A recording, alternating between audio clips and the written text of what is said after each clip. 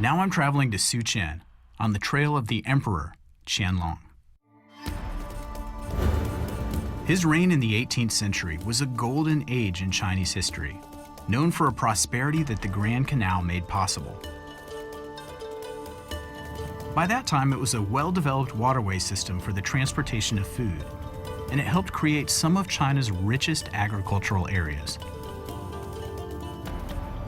This section of the Grand Canal is part of the same route that Emperor Qianlong used to take when he would go from the north of the country to the south of the country, conducting state affairs in the 18th century.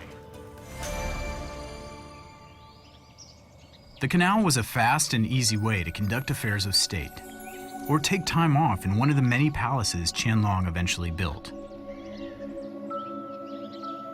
This one is named after the emperor himself, and it's considered one of the best examples of classic Chinese architecture.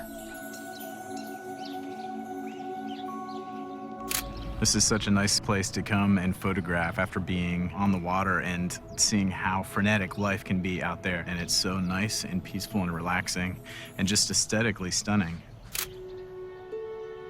To find out more about the palace in Qianlong, I've looked up Shirley Xia, a local guide. The Emperor Qianlong stayed here 5 times. This imposing palace was merely a rest stop for the emperor while he traveled the Grand Canal. But he never traveled alone. An entire family and numerous court officials accompanied him.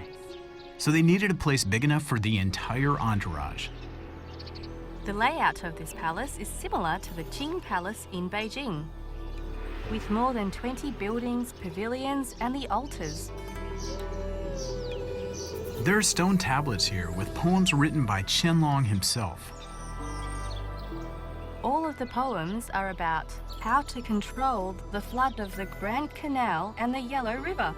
You can see the poems on the tablet now. So every time he passed The builders of the Grand Canal used adjacent rivers to fill the canal and to facilitate construction.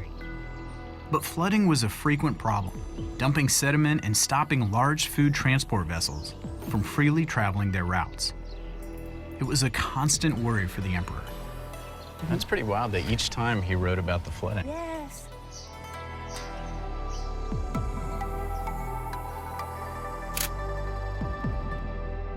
This is the perfect time to be in a palace like this because the light comes in and it's just a perfect interplay of sunlight and shadows, and there's so many cool architectural details here that I can always photograph. I love it.